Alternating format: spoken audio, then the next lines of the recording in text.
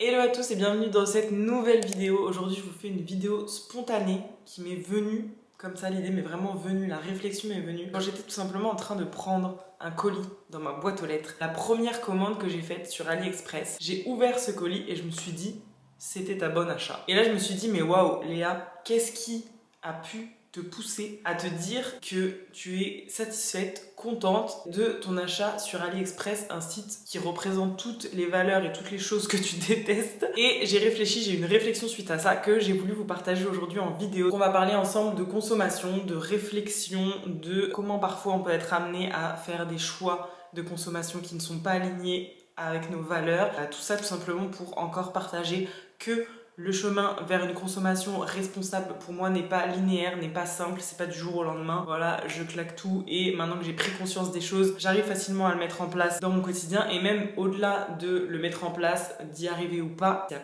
plein de problématiques et de choses qui rentrent en compte dans une réflexion pour passer à l'acte d'achat, dans une réflexion de consommation responsable, etc. Rapidement, pour ceux qui ne connaissent pas, AliExpress, c'est tout simplement un site chinois de commerce de vente en ligne qui vend des produits à prix très bas. C'est un peu le Amazon, mais pour moi qui est encore version pire. Vraiment, il y a eu plein de problématiques de dropshipping, donc c'est-à-dire de personnes qui augmentent, qui gonflent des prix sur leur site de vente en ligne et par derrière, en fait, ils achètent sur AliExpress, par exemple, des accessoires, des choses qui coûtent très peu cher pour les revendre derrière beaucoup plus cher et se faire une marge énorme sur des produits qui sont vraiment de très mauvaise qualité. Pour moi, c'est la vision que j'en ai. AliExpress, c'est vraiment des produits de mauvaise qualité qui sont forcément faits à dépens de personnes qui produisent ces produits et qui sont forcément pas bien rémunérés. Quand on a des prix si bas, c'est qu'il y a forcément derrière des gens qui en payent le prix. Et en plus de ça, proposer des prix si bas, ça fait que tout devient accessible, tout et n'importe quoi. On peut se dire que tout coûte finalement 2 €, donc je vais en acheter beaucoup plus. C'est vraiment un site qui pousse pour moi à la consommation ultime. Aujourd'hui, je suis là pour vous partager ma réflexion et aussi pour échanger avec vous en commentaire et tout. J'ai hâte de savoir la vision que vous avez de tout ce processus d'achat. Mais bref, je vais vous raconter l'histoire pour que vous compreniez le contexte. J'ai acheté ceci sur AliExpress. Alors ce n'est pas un iPad, mais juste la coque. J'avais déjà l'iPad et en fait j'avais ma coque d'iPad que j'avais acheté sur Amazon d'ailleurs, il me semble en 2017. À l'époque c'était juste avant le fait que je me renseigne sur le zéro déchet, sur tout ça, ce qui a amené aujourd'hui à pousser ma consommation vers une consommation qui est plus responsable. Et avant tout ça, je commandais de temps en temps sur Amazon, j'avais pris ma coque sur ce site-là.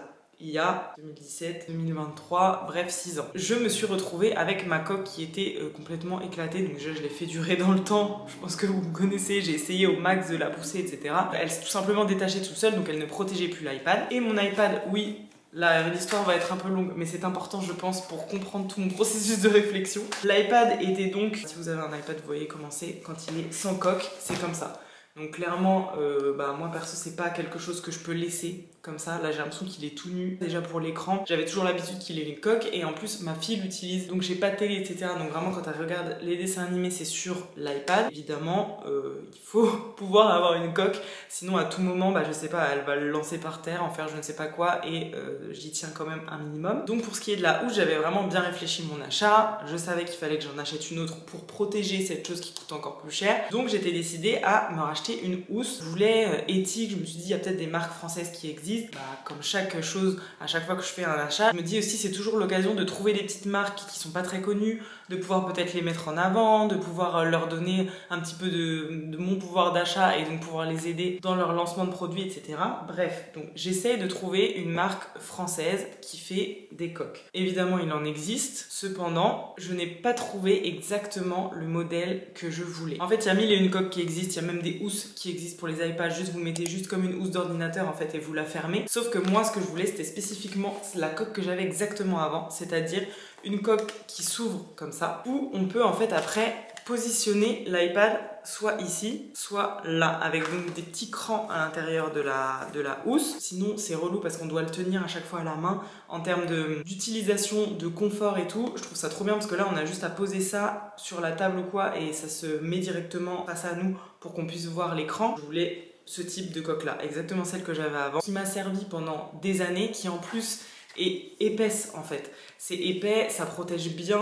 Par exemple, si ma fille le jette, oui, cette chose est déjà arrivée, bah, je sais que ça protège un minimum, c'est quand même épais des deux côtés. Enfin bref, je voulais cette coque-là, quoi. Exactement ce même modèle de coque. Et je n'ai pas trouvé. J'ai regardé sur Etsy, parce que je me suis dit que c'était là aussi où j'allais peut-être trouver des marques françaises, etc. Et j'ai pas trouvé en fait exactement ce même modèle. Il y en a plein, il y a des modèles qui sont très fins, mais j'en avais déjà une comme ça et elle a duré très très peu de temps, parce que les modèles fins, ils ont pas ce type de lanière qui fait que là ça tient bien l'iPad, et en fait là comme ils sont fins ils ont un tout petit cran qui fait que l'iPad glisse facilement et que ça tient pas bien. Enfin bref, c'est que des détails qui font que je n'avais pas envie d'acheter une autre coque. Et j'y ai pensé à un moment sur Etsy, j'ai vu des modèles trop beaux, mais je me suis dit, je sais que là je vais partir sur ok des valeurs qui me correspondent plus, un modèle qui est beau, etc.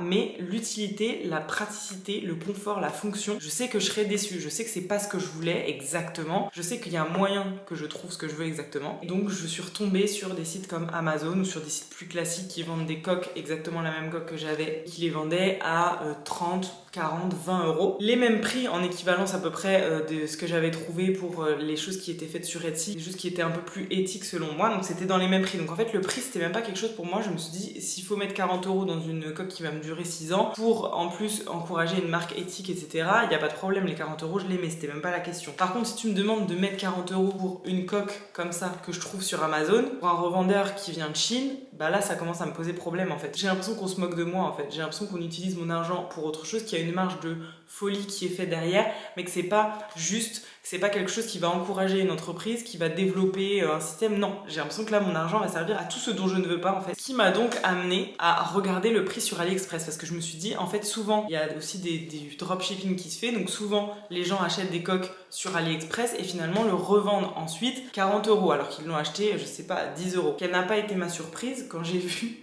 que sur AliExpress cette coque, mais essayez de deviner combien je l'ai payé.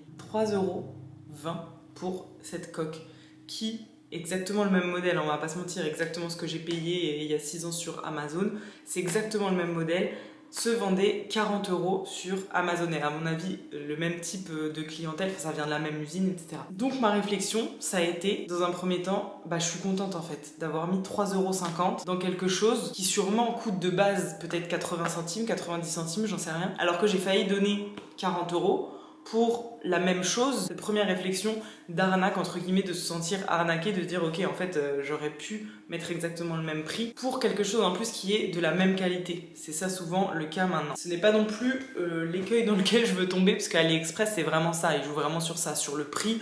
On vous propose un très bas prix, là j'ai payé 3,20 €, je vous parle de tout, hein. Livraison comprise, etc. Parce que pour la première commande, je crois qu'il y a la livraison qui est offerte, j'en sais rien, je me suis retrouvée avec la livraison offerte pour 3,20 €. En fait, à ce prix-là, je peux comprendre que certaines personnes se disent bah ok, j'ai une coque de téléphone, à ce moment-là je change de coque d'iPad tous les mois. En fait c'est tellement si peu cher, ça en vient même perturbant quoi. J'ai envie de me dire, ça coûte le prix de, je sais pas, limite une baguette de pain, de m'acheter un produit. Ça n'a aucun sens en fait. Ça déstabilise tellement complètement le cerveau qu'on se dit, bah déjà j'ai fait une trop bonne affaire, je vais regarder ce qu'il y a d'autre sur le site. Je l'ai pas fait, mais même inconsciemment je me dis que je peux comprendre ces personnes qui ensuite attirées par le prix se disent déjà, bah par exemple les marques éthiques, quand elles te vendent quelque chose 40 euros, bah n'importe quoi, finalement tu peux te dire que ça peut coûter beaucoup moins cher, donc je vais aller trouver sur ce genre de site, etc. Encore une fois, je pense qu'il faut prendre le temps, et parfois ça peut être compliqué, pas forcément accessible pour tout le monde, de se dire, de prendre du recul et de se dire qu'une marque qui est faite en Chine,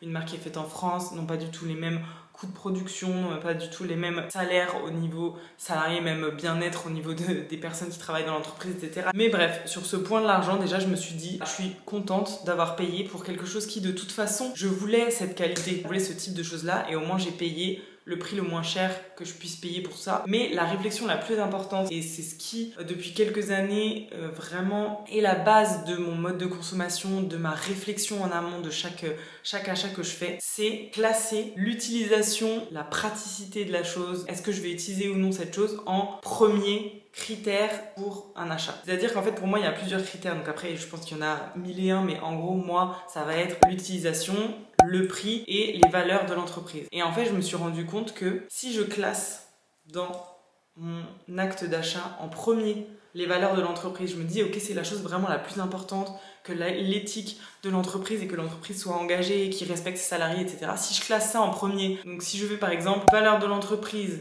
utilisation du produit et prix, je me rends compte qu'au final, comme j'ai classé en deuxième l'utilisation du produit, j'utiliserai forcément moins, voire pas du tout, parce que ça me correspondra pas. Ok, les valeurs sont top de l'entreprise, mais le problème c'est que l'objet que j'ai acheté ne correspond pas exactement à ce que je cherchais. Donc forcément, au bout d'un moment, soit je vais plus l'utiliser, soit je vais acheter encore autre chose pour combler cette chose-là, parce qu'en fait j'avais acheté quelque chose qui était presque ce que je voulais, mais pas exactement ce que je voulais. Donc du coup, je vais racheter autre chose. J'ai aussi compris que pour moi, le prix c'était pas quelque chose d'important, c'est-à-dire que si je classe le prix en premier, mais que les valeurs ne sont pas là, que l'utilisation n'est pas là, c'est pareil. Ok, je vais acheter plein de choses à bas prix, mais je les utiliserai pas, et en plus, je serai pas fière de moi dans l'éthique et dans les valeurs que je veux amener dans ma consommation, dans ma vie en général. Donc pour résumer, ce que je retiens vraiment de cette expérience de vie que je me suis faite à moi-même, c'est que dans la classification des choses et des règles pour moi passer à l'acte d'achat, il faut vraiment que ce soit en premier l'utilisation, la réponse aux besoins.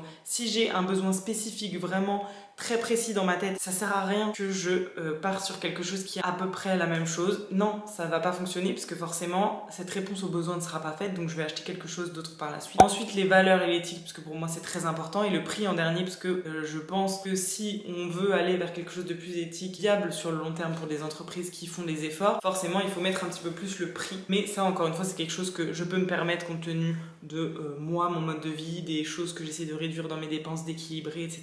Donc toute cette vidéo et ce partage pour vous dire que tout est dans l'équilibre, je trouve, qu'on fait à chaque fois de son mieux, que peut-être aussi j'aurais pu essayer pendant des heures de chercher une marque française, peut-être qu'il en existe des marques françaises, des marques éthiques qui font exactement le produit dont j'avais besoin, mais sur le coup j'ai pas trouvé. Il y a aussi un moment où l'implication et toute la réflexion, le temps qu'on passe à essayer de trouver, de faire ses choix au mieux, c'est aussi parfois limité. Il y a des personnes par exemple qui veulent pas du tout prendre le temps de faire ses recherches, ça peut être compliqué, être vraiment de gros changements de vie, de consommation, donc ça prend du temps. L'objectif encore une fois étant de faire de son mieux selon son énergie, son temps, ses connaissances, essayer de faire tout le moins en conscience. Moi c'est ce que je me suis dit pour cet achat, et en fait je pense que c'est ça aussi pourquoi j'étais contente de mon achat. C'est un achat qui répondait à mes besoins, que j'avais fait en conscience, donc je sais tout ce qu'il y a derrière AliExpress, mais pour autant je l'ai pas fait en me disant, en me blâmant, en me disant mon Dieu, voilà, j'ai acheté sur ce site, vraiment, où est-ce que j'en suis arrivée, j'aurais pu trouver un site mieux. Non, parce qu'en fait je suis fière d'avoir fait cet achat qui répond à mon besoin sur le moment. J'avais trouvé une entreprise qui faisait exactement, qui répondait exactement à mon besoin, mais avec une marque éthique, je l'aurais fait volontiers, j'aurais consommé volontiers chez eux. Je pense que c'est aussi ça la clé du minimalisme,